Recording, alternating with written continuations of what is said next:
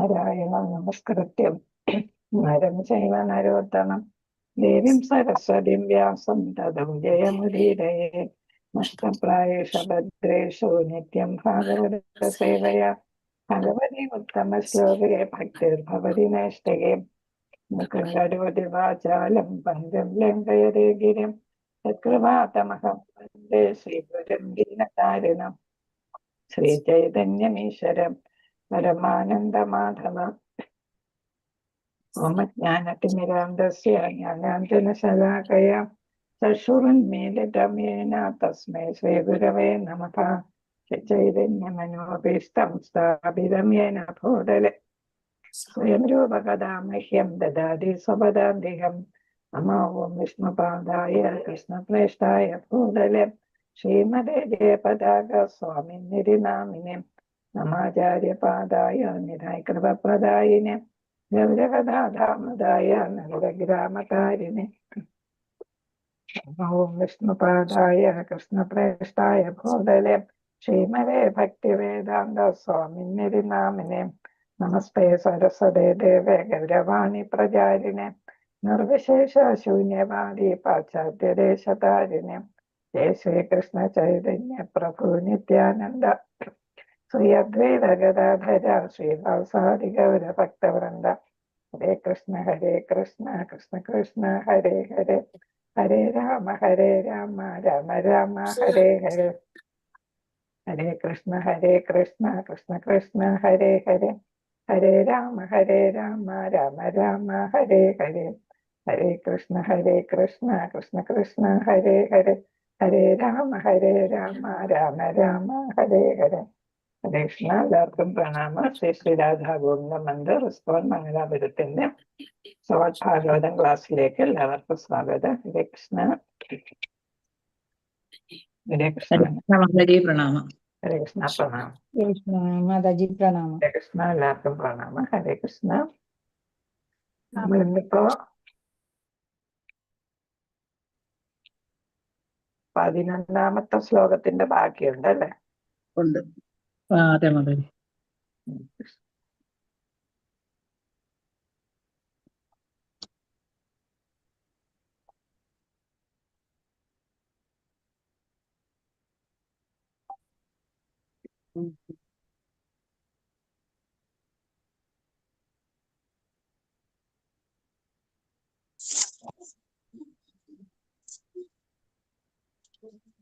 നമ്മളിപ്പോ ആരെ കുറിച്ചാ പഠിച്ചുകൊണ്ടിരിക്കുന്ന? ദുർവാസ അല്ലെ? ദുർവാസനെ കുറിച്ച് അല്ലെ? മുനിയെ കുറിച്ചാണ് പറയുന്നത്. അപ്പൊ പാണ്ഡവരെ എങ്ങനെയാണ് ശപിക്കാൻ പറ്റുമെന്ന് നോക്കി ദുര്യോധനൻ പറഞ്ഞയച്ച ആളായിരുന്നു. അവസാനം അദ്ദേഹം എന്ത് ചെയ്തു? വയറ് നിറഞ്ഞ് അല്ലെ, ആഹാരം കഴിക്കാതെ തന്നെ ഭഗവാൻ കഴിച്ചപ്പോ എല്ലാവർക്കും വയറ് ഫുള്ളായിട്ട് അവര് യുധിഷ്ഠിര മഹാരാജാവിനെ കാണാതെ തന്നെ സ്ഥലമിട്ടു.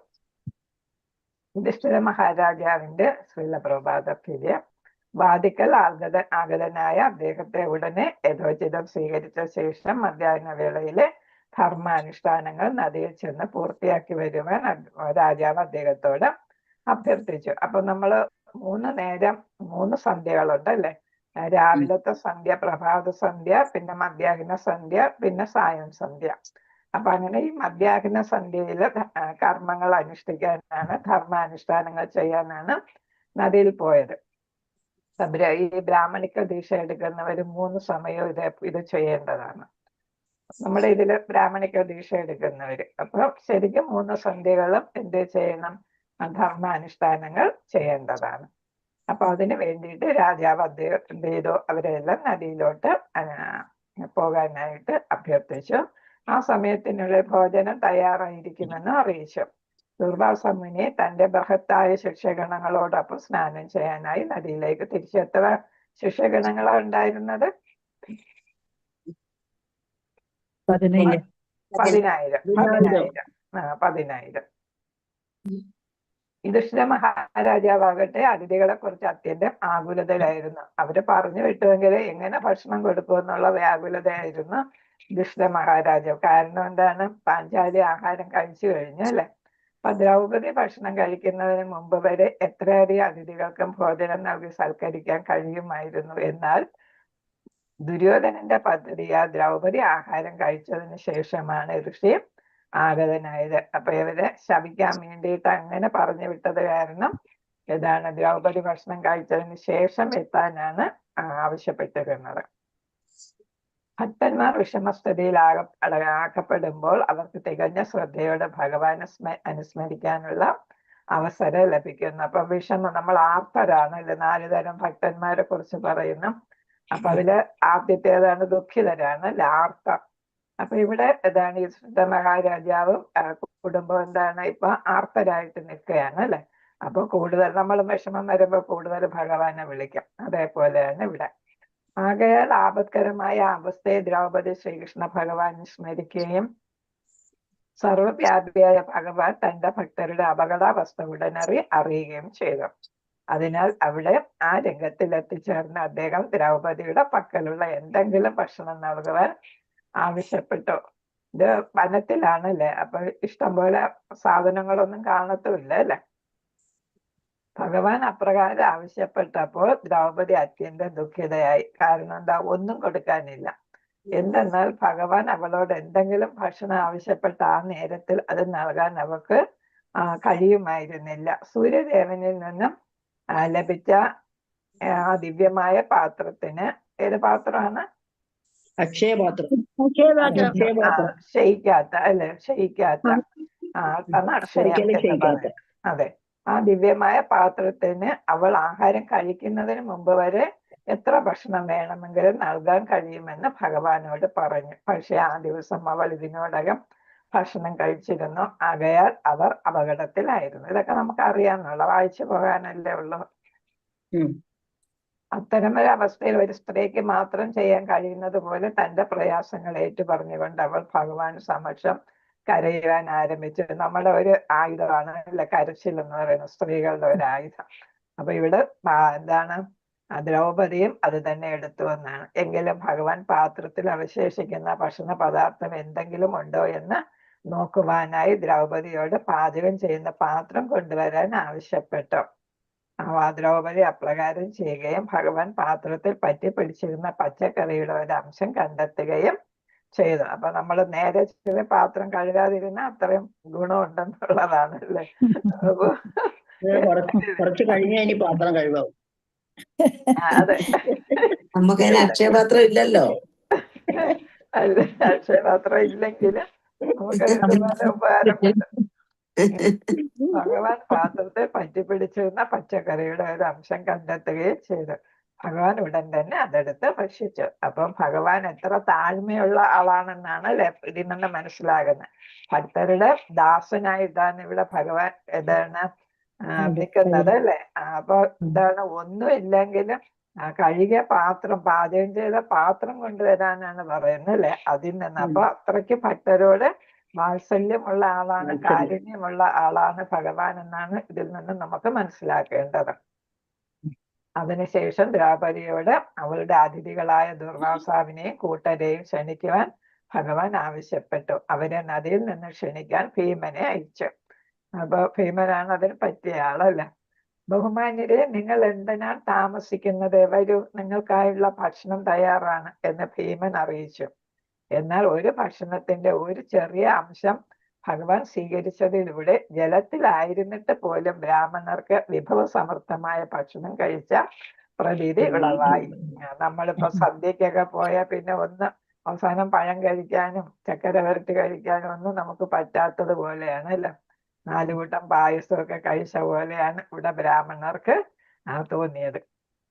മഹാരാജാവ് യുധിഷ്ഠിരൻ ധാരാളം ശ്രേഷ്ഠമായ ഭക്ഷ്യവകകൾ അവർക്കായി തയ്യാറാക്കിയിരിക്കും. എന്നാൽ വിശപ്പ് തോന്നാത്തതിനാൽ തങ്ങൾക്ക് ഏതൊന്നും തന്നെ ഭക്ഷിക്കുവാൻ കഴിയില്ല.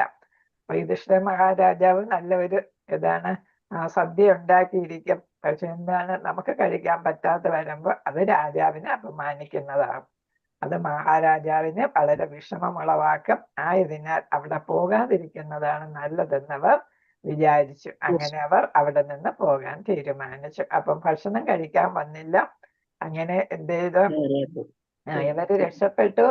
അതല്ലെങ്കിൽ അവർക്ക് എന്താണ്, ഭഗവാന്റെ അനുഗ്രഹം കൊണ്ട് ദുർവാസാവിന്റെയും ശിഷ്യന്മാരുടെയും വിശപ്പ് മാറി അല്ലേ? അവർക്ക് ഏതാണ് സമൃദ്ധമായ ആഹാരം കഴിച്ചതായിട്ട് അവർക്ക് തോന്നുകയും ചെയ്തു.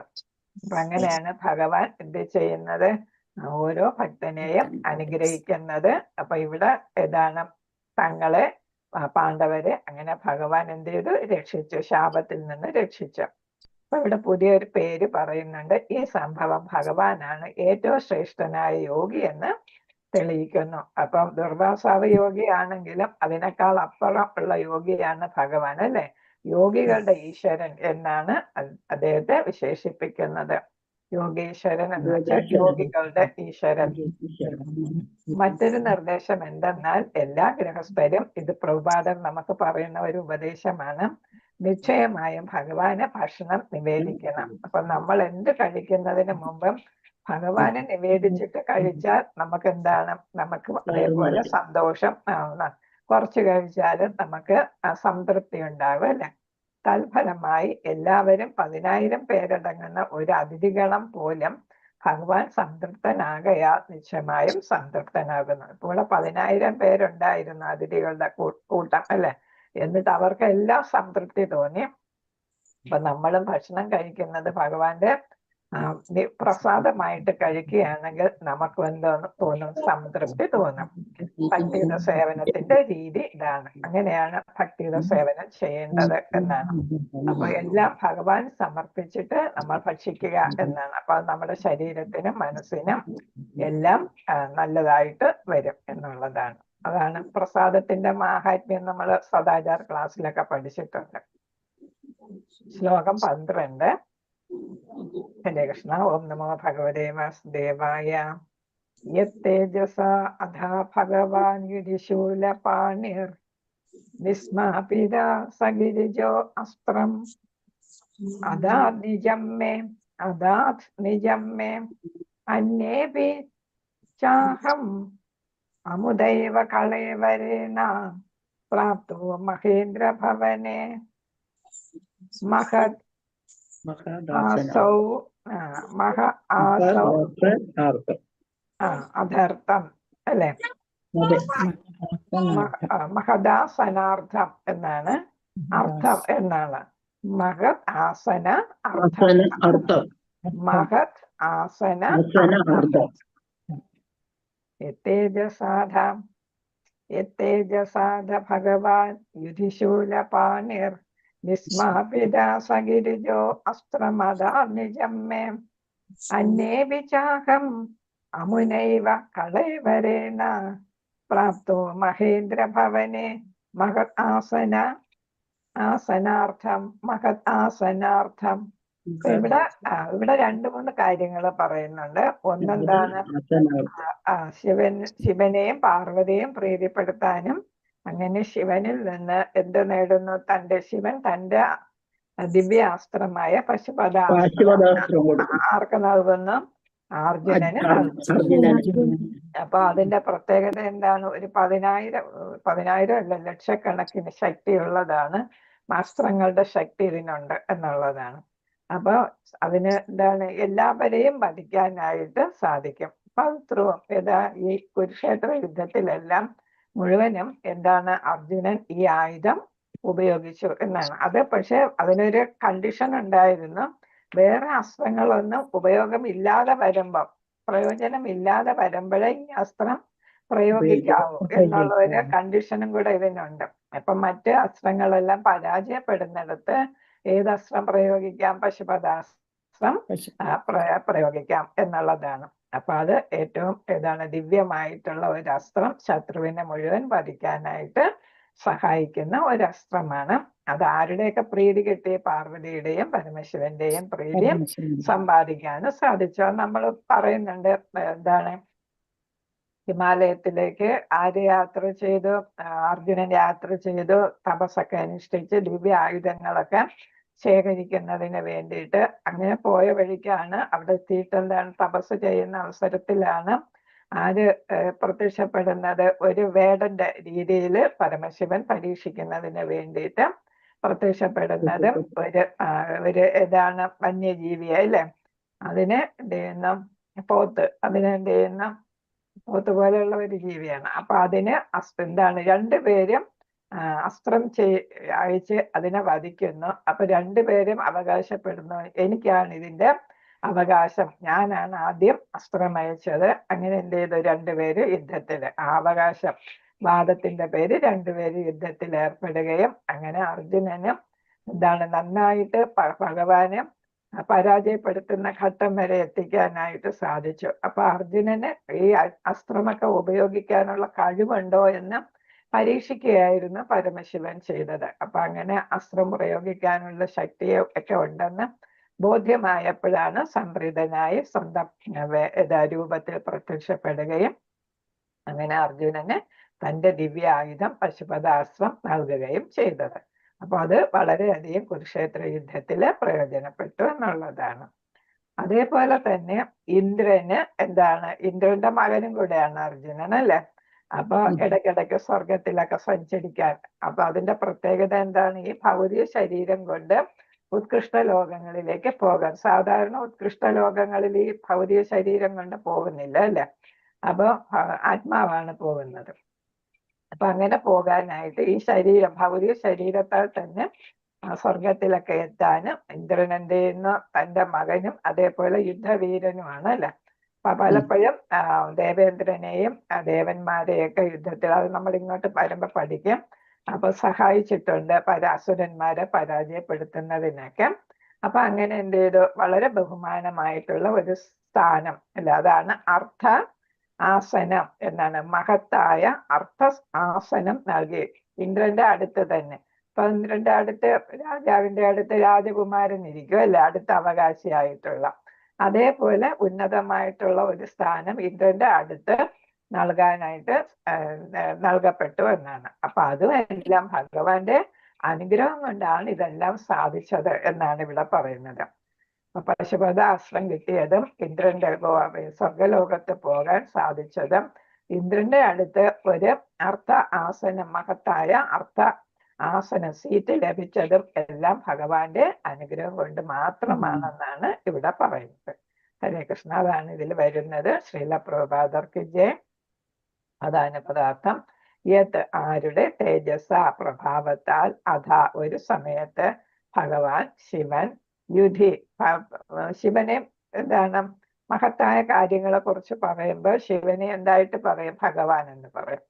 യുധി യുദ്ധത്തിൽ ശൂലപാണി തൃശൂലം കയ്യിലേന്തിയവൻ, വിസ്മാപിത വിസ്മയിച്ചു, സഗിരിജഹ ഹിമവാന്റെ പുത്രിയ, ഒപ്പം ഗിരിജ അല്ലെ, ഗിരിജഹ ഏതാണ്, ഹിമവാനാണ് ഗിരി അല്ലെ. അപ്പൊ ഹിമവാന്റെ പുത്രിയായോണ്ടാണ് ഗിരിജ എന്ന പേര് വന്നത്. അസ്ത്രം അതാത് സമ്മാനിച്ചു, നിജം അദ്ദേഹത്തിന്റെ സ്വന്തം, മേ എനിക്ക്, അന്യേ അഭി അതേപോലെ മറ്റുള്ളവരും, ച ഓം അഹം ഞാൻ, സ്വയം, അമുന ഇതിനാൽ ഏവ തീർച്ചയായും, കളയവരേണ ശരീരത്താൽ പ്രാപ്തമാക്കി, മഹാ ഇന്ദ്രഭവനെ ദേവേന്ദ്രന്റെ ഭവനത്തിൽ, മഹത് ശ്രേഷ്ഠമായ ആസന അർത്ഥ ഉന്നത സ്ഥാനം ലഭിച്ചു എന്നുള്ളതാണ്. ഇപ്പൊ ദേവേന്ദ്രന്റെ സീറ്റിലല്ല, അതിനടുത്ത് ഉന്നതമായിട്ടുള്ള ഏതാണ് സ്ഥാനം ലഭിച്ചു എന്നാണ്, ഇരിപ്പിടം ലഭിച്ചു.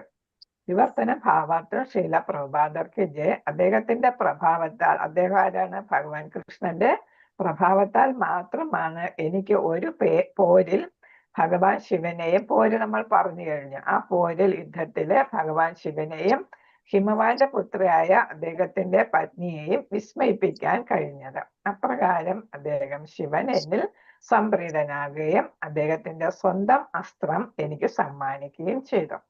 കൂടാതെ മറ്റു ദേവന്മാരും അവരവരുടേതായ ആയുധങ്ങൾ എനിക്ക് നൽകി. അപ്പൊ ഇന്ദ്രൻ നൽകുന്നു, അഗ്നി നൽകുന്നു അല്ലെ, ഓരോന്ന് യുദ്ധത്തിന് ആവശ്യമായിട്ടുള്ള കോപ്പുകളെല്ലാം, രഥമാണെങ്കിലും ആവനാഴി ഒഴിയാത്ത അല്ലെ ഗാന്ധീവം 2 ആവനാഴിയോടൊപ്പം നൽകുന്നു. അങ്ങനെ ഓരോ ദിവ്യമായിട്ടുള്ള സാധനങ്ങളെല്ലാം ആർക്കും നൽകുകയും അർജുനന് നൽകി. അപ്പൊ അതെല്ലാം ഭഗവാന്റെ ആ ഇഷ്ടപ്രകാരമാണ്, ഇച്ഛാപ്രകാരമാണ്. അതുകൂടാതെ നിലവിലുള്ള ഈ ശരീരത്തെ സ്വർഗലോകത്തിൽ പ്രവേശിക്കുവാനും എനിക്ക് കഴിഞ്ഞു. അപ്പൊ ഈ നിലവിലുള്ളതെന്ന് വെച്ചാൽ ഭൗതിക ശരീരം. അങ്ങനെ ഒരു അർദ്ധ ഉന്നതമായ പകുതി, അർദ്ധ എന്ന് വെച്ചാൽ പകുതി എന്ന് വെച്ചാൽ ഇന്ദ്രന്റെ അതേ സ്ഥാനമല്ല, അതിന് താണ അല്ലെ, തൊട്ട് താണ എന്നുള്ളതാണ്. ഉന്നതമായ ആസനം എനിക്ക് അനുവദിക്കപ്പെട്ടു, ഇരിപ്പിടം എനിക്ക് കിട്ടുകയും ചെയ്തു. അപ്പൊ ദേവലോകത്ത് ഒരു ഇരിപ്പിടം കിട്ടുക എന്ന് വെച്ചാൽ അതും എന്താണ്, ഇന്ദ്രന്റെ തൊട്ട് താഴെയായിട്ടുള്ള ഒരു ആസനം അല്ലെ കിട്ടിയത്. അപ്പൊ അതൊരു വലിയ കാര്യമാണ്, മഹത്തരമായിട്ടുള്ള കാര്യം. ഇതെല്ലാം ഭഗവാൻ ശ്രീകൃഷ്ണന്റെ അനുഗ്രഹം കൊണ്ട് കിട്ടിയതാണ്. ഭാവാർത്ഥം: ശ്രീല പ്രഭുപാദർക്ക് ജയ. പരമദിവ്യോത്തമ പുരുഷനായ ശ്രീകൃഷ്ണ ഭഗവാന്റെ കൃപയാൽ മഹാദേവൻ ഉൾപ്പെടെ എല്ലാ ദേവന്മാരും അർജുനനിൽ പ്രസാദിച്ചു. മഹാദേവനും മറ്റു ദേവന്മാരും, പ്രധാനപ്പെട്ട ദേവന്മാരെല്ലാം, അഗ്നി, വരുണൻ അല്ലെ, അവരെല്ലാം അനുഗ്രഹിച്ചു. ആശയം എന്തെന്നാൽ മഹാദേവന്റെയോ അല്ലെങ്കിൽ മറ്റേതെങ്കിലും ദേവന്മാരുടെയോ പ്രീതി സമ്പാദിച്ചവർ പരമപുരുഷനായ ശ്രീകൃഷ്ണ ഭഗവാന്റെ പ്രീതിക്ക് പാത്രീഭൂതരാവണമെന്ന് നിർബന്ധമില്ല. ഇപ്പൊ ഹിരണ്യകശിപു അവർക്കെല്ലാം കിട്ടിയിട്ടുണ്ടല്ലോ, ബ്രഹ്മാവ്, ശിവൻ, ഓരോരുത്തരുടെയും ഇതുപോലെയുള്ള അസുരന്മാരെല്ലാം ഓരോ അനുഗ്രഹമൊക്കെ വാങ്ങിയിട്ടുണ്ട്. പക്ഷെ അവരാരും ഭഗവാന്റെ പ്രീതിക്ക് പാത്രമായില്ല, പ്രീതി കിട്ടിയില്ല എന്നുള്ളതാണ്. രാവണൻ നിശ്ചയമായും മഹാശിവഭക്തനായിരുന്നു. എങ്കിലും പരമദിവ്യോത്തമ പുരുഷൻ ശ്രീരാമചന്ദ്ര ഭഗവാന്റെ കോപത്തിൽ നിന്നും ആർക്കും അയാളെ രക്ഷപ്പെടുത്താനായില്ല. അപ്പൊ ദേവന്മാര്, ശിവൻ ഉൾപ്പെടെയുള്ള ദേവന്മാർ അനുഗ്രഹങ്ങൾ കൊടുത്താലും എന്ത് ചെയ്യത്തില്ല, ഭഗവാൻ വിചാരിച്ചാല് അവരെ വധിക്കാൻ സാധിക്കും. ഭഗവാനിൽ നിന്ന് രക്ഷപ്പെടാൻ, കോപത്തിൽ നിന്ന് രക്ഷപ്പെടാൻ ആർക്കും സാധിക്കില്ല. ഭഗവാൻ എന്താണ് വിചാരിക്കുന്നത്, വധിക്കണോ വധിക്കും എന്നുള്ളതാണ്. വധിക്കുന്നില്ല എന്ന് വിചാരിച്ചാൽ വധിക്കപ്പെടത്തില്ല. പുരാവൃത്തങ്ങളിൽ അത്തരം നിരവധി ദൃഷ്ടാന്തങ്ങളുണ്ട്. പക്ഷെ ഇവിടെ മഹാദേവൻ അർജുനനുമായുള്ള പോരിൽ പോലും പ്രസന്നനായ സംഗതി നമുക്ക് കാണാം. അപ്പൊ മഹാദേവൻ ഇവിടെ എന്താണ്, അർജുനനുമായിട്ട് യുദ്ധം ചെയ്ത് വളരെ സന്തോഷമായിട്ടാണ് നൽകുന്നത്, പശുപതാസ്ത്രം നൽകുന്നത്. പരമപുരുഷ ഭഗവാന്റെ ഭക്തർക്ക് ദേവന്മാരെ ആരാധിക്കേണ്ടത് എങ്ങനെയെന്ന് അറിയാം. അപ്പൊ എന്താണ്, നമ്മൾ ഭക്തരായാലുള്ള ഗുണം ഇവിടെ പറയുന്നു. എങ്ങനെയാണ് ദേവന്മാരെ ആരാധിക്കേണ്ടത്, ആദരിക്കേണ്ടത് എന്ന് ഭക്തനറിയാം. അതേസമയം ദേവന്മാരുടെ ഭക്തർ പരമദിവ്യോത്തമ പുരുഷൻ ദേവന്മാരുടെ ഭക്തർ പരമദിവ്യോത്തമ പുരുഷൻ ദേവന്മാരെക്കാൾ ഒട്ടും ശ്രേഷ്ഠനല്ലെന്ന് ചിലപ്പോൾ മൂഢമായിട്ട് ചിന്തിക്കുന്നു. അപ്പം ഭഗവാന്റെ ഭക്തർക്ക് ദേവന്മാരെ എങ്ങനെ ബഹുമാനിക്കണമെന്നറിയാം. അതേസമയം മറ്റു ദേവന്മാരുടെ ഭക്തർക്ക് ഭഗവാനെ എങ്ങനെ ആദരിക്കണമെന്ന് അറിയില്ല എന്നുള്ളതാണ് ഇവിടെ വ്യത്യാസം. അപ്പൊ ഒരു ഭഗവാന്റെ ഭക്തന്റെ മേന്മയാണ് ഇവിടെ പറയുന്നത്. മറ്റു ദേവന്മാരുടെ ഭക്തർക്ക് എങ്ങനെ ഭഗവാനെ ആദരിക്കണമെന്ന് അറിയില്ല എന്നാണ്. അത്തരമൊരു ധാരണ മൂലം ശ്രേഷ്ഠനാണെന്ന് അവർ വിചാരിക്കുന്നില്ല. അത്തരമൊരു ധാരണ മൂലം എല്ലാവരും ഒരുപോലെ എന്നുള്ളതാണ്. അത്തരമൊരു ധാരണ മൂലം ഒരുവൻ അപരാധിയായി തീരുകയും ആത്യന്തികമായി രാവണനും മറ്റുള്ളവർക്ക് നേരിട്ട അതേ അന്ത്യത്തെ നേരിടുകയും ചെയ്യുന്നു. അപ്പൊ ഹിരണ്യകശിപു, രാവണൻ അല്ലെ, ഹിരണ്യാക്ഷൻ, അങ്ങനെയുള്ളവരൊക്കെ എന്താണ്, ഭഗവാനെ, ശ്രീകൃഷ്ണനെ ഭഗവാനായിട്ട്, വിഷ്ണു ഭഗവാനായിട്ട് കണക്കാക്കിയില്ല. അതുകൊണ്ട് അവർക്കെല്ലാം നാശം സംഭവിച്ചു. ശ്രീകൃഷ്ണ ഭഗവാനുമായുള്ള തന്റെ സൗഹാർദ്ദപരമായ ഇടപെടലുകളെ സംബന്ധിച്ച് അർജുനൻ വിവരിച്ച ഈ ദൃഷ്ടാന്തങ്ങൾ ഏവർക്കും അറിവ് പകരുന്നതാണ്. അപ്പൊ ഭഗവാനെ എങ്ങനെ ബഹുമാനിക്കണം, ആദരിക്കണം, അതേപോലെ മറ്റു ദേവന്മാരെ എങ്ങനെ ആദരിക്കണം, ആരാണ് ശ്രേഷ്ഠൻ എന്നൊക്കെ മനസ്സിലാക്കാനായിട്ട് അതാണ് ഈ പറഞ്ഞ കാര്യങ്ങളൊക്കെ നമുക്ക് സഹായകമാകും. നമ്മളിതനുസരിച്ച് നമ്മൾ പ്രവർത്തിക്കണം എന്നുള്ളതാണ്. പരമപുരുഷ ഭഗവാനായ ശ്രീകൃഷ്ണനെ പ്രീതിപ്പെടുത്തുന്നത് കൊണ്ട് മാത്രം എല്ലാ ആനുകൂല്യങ്ങളും പ്രാപ്തമാക്കാമെന്നും ദേവാരാധകർക്കാകട്ടെ ഭാഗികവും ദേവന്മാരെ പോലെ തന്നെ നശ്വരവുമായ അനുഗ്രഹങ്ങൾ മാത്രമേ കരസ്ഥമാക്കാൻ കഴിയുകയുള്ളൂ എന്നും ഈ പാഠത്തിലൂടെ എല്ലാവർക്കും ബോധ്യപ്പെടാൻ കഴിയും. അപ്പൊ ഭഗവാന്റെ ഭക്തനായാൽ എല്ലാം നേടി അല്ലെ, ശാശ്വതമായിട്ട് നേട്ടമായിരിക്കും. അതേസമയം ദേവന്മാരുടെ ഭക്തനായാൽ അത് താത്കാലികമായിട്ടുള്ള അനുഗ്രഹങ്ങൾ മാത്രമേ നൽകൂ. ജന്മമരണ ചക്രത്തിൽ നിന്ന് ഒരിക്കലും മോചനം കിട്ടത്തില്ല, ഭഗവാന്റെ അനുഗ്രഹവും കിട്ടത്തില്ല എന്നുള്ളതാണ്.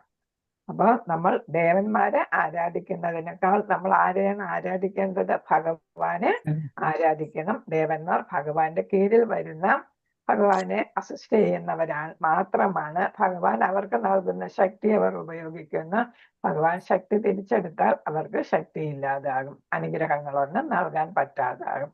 അത് നമ്മൾ മനസ്സിലാക്കണം എന്നാണ്. ഈ ശ്ലോകത്തിന്റെ മറ്റൊരു താല്പര്യം എന്തെന്നാൽ, ശ്രീകൃഷ്ണ ഭഗവാന്റെ കൃപയാൽ അർജുനന് നിലവിലുള്ള അതേ ശരീരത്തോടൊപ്പം തന്നെ സ്വർഗലോകങ്ങളിലെത്താൻ കഴിഞ്ഞു എന്നുള്ളതാണ്. മാത്രവുമല്ല, തന്നോടൊപ്പം അർദ്ധ ഉന്നതമായ ആസനസ്ഥാനം നൽകി സ്വർഗാധിപതിയായ ദേവേന്ദ്രൻ അദ്ദേഹത്തെ ആരാധിക്കുകയും ചെയ്തു. അപ്പൊ ഭഗവാന്റെ ഒരു ഭക്തൻ എന്ന നിലയ്ക്കാണ് ഇവിടെ ഭഗവാന്റെ ഭക്തനായതുകൊണ്ടാണ് അർജുനനെ ആര് സഹായിക്കാൻ പറ്റുന്നത്? യുദ്ധത്തില് ദേവന്മാരെ സഹായിക്കാൻ പറ്റുന്നത് അല്ലെ. അതേപോലെ തന്നെ ഭഗവാന്റെ ഭക്തനായതുകൊണ്ട് മാത്രമാണ് ആർക്ക് സ്ഥാനം കിട്ടുന്നത്? അർജുനന് ഉന്നതമായ സ്ഥാനം ഇവിടെ സ്വർഗലോകത്ത് കിട്ടുന്നതും ഭൗതിക ശരീരത്തോടു കൂടി തന്നെ സ്വർഗലോകത്ത് സന്ദർശിക്കാനായിട്ട് അവസരം കിട്ടുന്നതും എല്ലാം ഭഗവാന്റെ ശുദ്ധ ഭക്തനായതുകൊണ്ട് മാത്രമാണ് എന്ന് നമ്മൾ മനസ്സിലാക്കണം. ശാസ്ത്രങ്ങളിൽ കാമ്യകർമ്മ വിഭാഗത്തിൽ ശുപാർശ ചെയ്തിരിക്കുന്ന പുണ്യകർമ്മങ്ങളിലൂടെ ഒരുവന് സ്വർഗലോകത്തിൽ എത്തിച്ചേരാൻ കഴിയും. ഭൗതിക ശരീരം ഉപേക്ഷിക്കുമ്പോഴാണ് അവിടെ എത്തിച്ചേരുന്നത് അല്ലെ. പക്ഷെ ഇവിടെ ഭൗതിക ശരീരത്തോടു കൂടിയാണ് പോയിരിക്കുന്നത്. ഭഗവത്ഗീത 9:21 പ്രസ്താവിച്ചിരിക്കുന്നത് പോലെ അത്തരം പുണ്യകർമ്മങ്ങളുടെ ഫലമെല്ലാം ആസ്വദിച്ച് ചെലവഴിച്ചു കഴിയുമ്പോൾ അവൻ വീണ്ടും എവിടെ എത്തുന്നു? അതെ, ഭൗതിക ലോകത്തേക്ക് തിരിച്ചു വരുന്നു എന്നുള്ളതാണ്. അപ്പൊ ഇവിടെ ചന്ദ്രനും സ്വർഗലോകങ്ങളുടെ അതേ പദവിയിലാണ് എന്നാണ്. ഇവിടെ ശ്ലോകം ആര് പറയാം? ആർക്ക് ചൊല്ലാം? 9:21 ശ്ലോകം. തേതം ഭുക്ത സ്വർഗലോകം വിശാലം ക്ഷീണേ പുണ്യേ മർത്യലോകം വിശന്തി.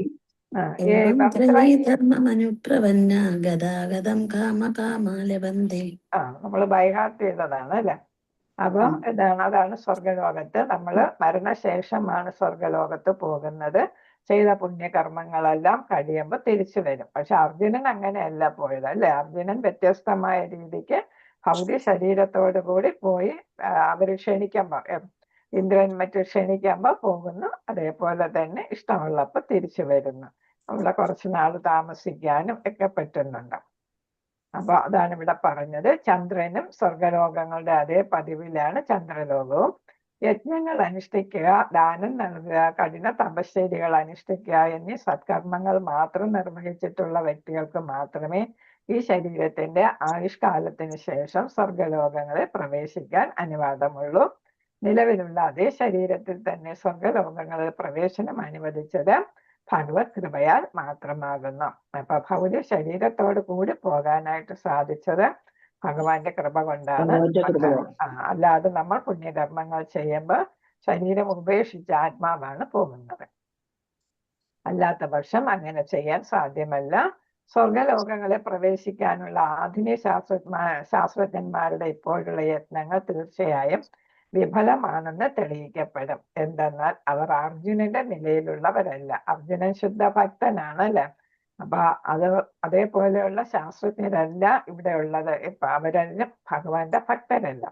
അവർ യജ്ഞദാന തപങ്ങളുടെ ഒന്നും മുതൽക്കൂട്ടില്ലാതെ സാധാരണ മനുഷ്യരാണവർ. എന്നുവെച്ചാൽ ഭൗതിക ലോകത്ത് പ്രകൃതിയെ കീഴടക്കാനായിട്ട് ജീവിക്കുന്നവരാണ്. സത്വം, രജസ്, താമസ് എന്നീ ഭൗതിക പ്രകൃതികളുടെ ത്രിഗുണങ്ങളുടെ സ്വാധീന വലയത്തിലാണ് ഭൗതിക ശരീരം. അപ്പൊ ഈ ശാസ്ത്രജ്ഞർക്കെല്ലാം എന്താണുള്ളത്? ഈ ത്രിഗുണങ്ങളുടെ സ്വാധീനത്തിലുള്ള ഭൗതിക ശരീരമാണുള്ളത്. വർത്തമാന ജനസമൂഹം ഏറെക്കുറെ രജസ്, താമസ് എന്നീ ഗുണങ്ങളുടെ സ്വാധീനത്തിലാകുന്നു. അപ്പൊ മെജോറിറ്റിയും ഏതാണ്? താമസും രജസുമാണ്.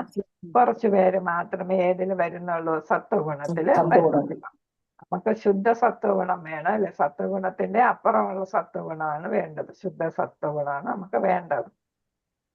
അവർ അത്യന്തം വിഷയാസക്തർ. ആരാണ്? തമോ രജോ ഗുണക്കാർ. അത്യാർത്തിയുള്ളവരായിത്തീരുന്നത്. രജോ ഗുണം എന്ന് പറയുമ്പോൾ അത്യാർത്തിയാണ് അല്ലെ. അതേപോലെ വിഷയസുഖങ്ങൾ, ഇന്ദ്രിയ സുഖങ്ങൾക്ക് കൂടുതൽ താല്പര്യമുള്ളവരാണ്. അത്തരം സ്വാധീനത്തിന്റെ ലക്ഷണങ്ങൾ പ്രകടമാക്കുന്നു. ഏതാണ്? രജോ തമോ ഗുണങ്ങളുടെ സ്വാധീനം. അത്തരം പതിതരായ വ്യക്തികൾക്ക് ഉന്നത ലോക സമൂഹങ്ങളെ സമീപിക്കുവാൻ പോലും സാധ്യം അല്ല തന്നെ. അപ്പൊ അവർക്ക് എന്താണ്? ഉത്കൃഷ്ട ലോകങ്ങളിൽ എത്താനേ പറ്റത്തില്ല. സത്വഗുണത്തിലുള്ളവർക്കാണ് സ്വർഗത്തിലൊക്കെ പോകാനായിട്ട് പോലും സാധിക്കുന്നത്. അത്തരം പതിതരായ വ്യക്തികൾക്ക്, രജോ തമോ ഗുണക്കാർക്ക് ഉന്നത ലോക സമൂഹങ്ങളെ സമീപിക്കാൻ സാധ്യമല്ല. സ്വർഗലോകങ്ങൾക്ക് ഉപരിയായി നിരവധി മറ്റു ലോകങ്ങളുണ്ട്. നമ്മൾ 6 ലോകങ്ങളെ കുറിച്ച് പഠിച്ചിട്ടുണ്ട് അല്ലെ സർ? ഏതാണ്? പിന്നെ ഏതാണ്? ഏതൊക്കെയാണ്?